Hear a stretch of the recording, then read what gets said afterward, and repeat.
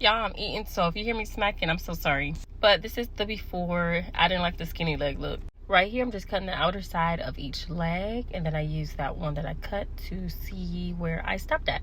Right here, I'm just cutting my jeans out so I can cut out a rectangle.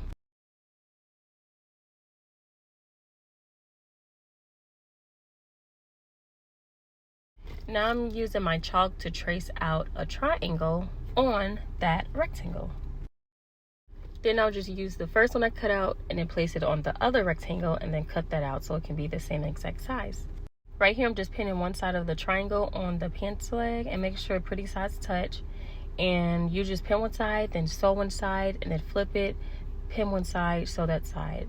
Every time I've tried to do it like all together, it's never worked. So I don't know if you can actually do it all together, but I just do one side sew, one side sew.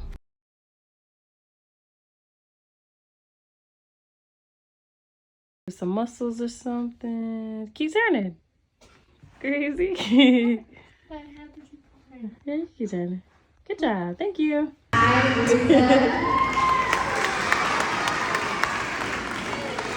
Amani Williams.